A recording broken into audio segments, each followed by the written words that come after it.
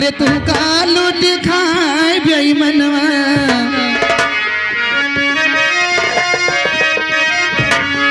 अरे तू का लूट खाए बेईमानवा अरे बीरन तनी कोरा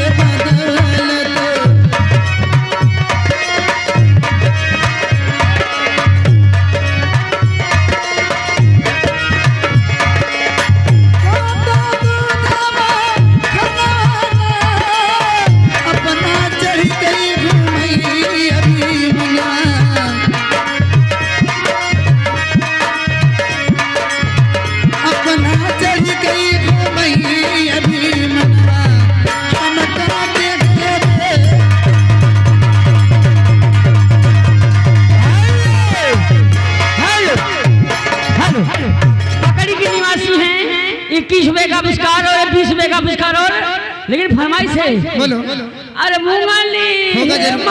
अच्छा इनका हो जाए ये आगे लड़का के नाना ये उनकी तरफ से 50 का पुरस्कार। आइए के गीत फरमाइश है आपका करती हूँ। इसके बाद पहले नहीं चढ़ बैठी है। हाँ आइए लीजिए कहना है अरे मूली हे माई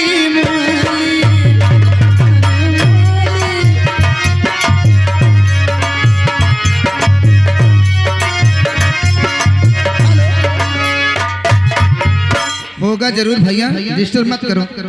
अरे वो भी पैसा है यार। आइए लीजिए इनका कहना हो जाए भला तो गुलामी रहे अरे अपनी चलन से अरे दई गई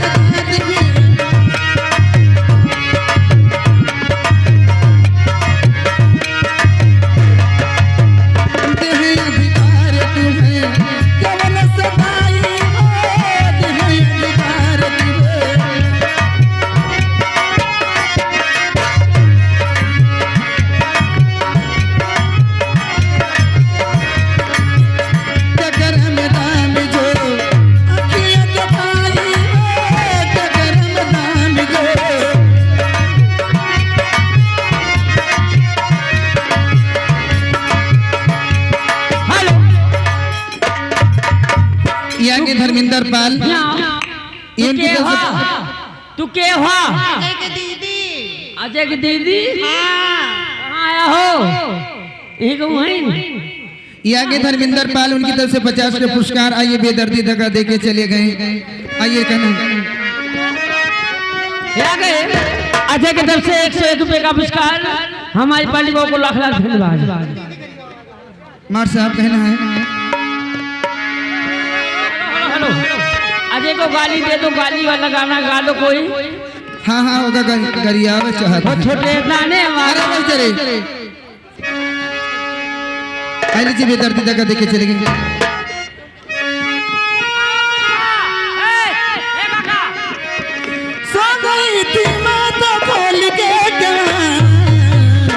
बेदर्दी दगा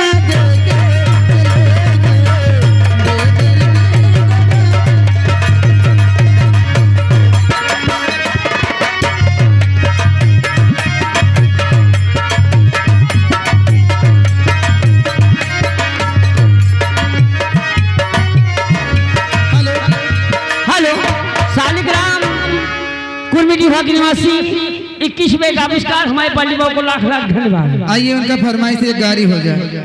पहले हेलो अजय के बहन गाली दे दियो खूब नीक अरबी नवादर के बिजली कहाँ चमके बिना बादर हरे आजे के दीदी के गाल चमके मन के गाल चमके मन के साया के नीचे चिड़ैया चमके बिना बादर के बिजली कहाँ चमके बिना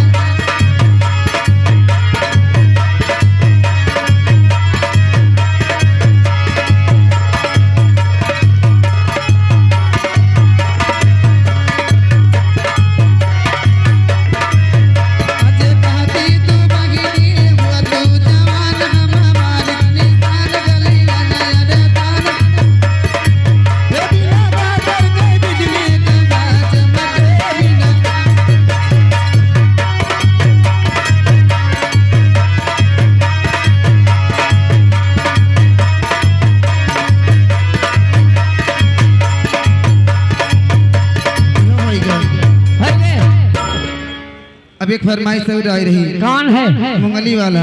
हाँ मुंगली के बाद नहीं दिसी आई जाई है। मेरा वाला गाना गाइएगा मुंगली के बाद। मेरा वाला गाना। मेला वाला ना ना हुस्न हाजिर है हट हरामी। ये कहना हरे मुंगली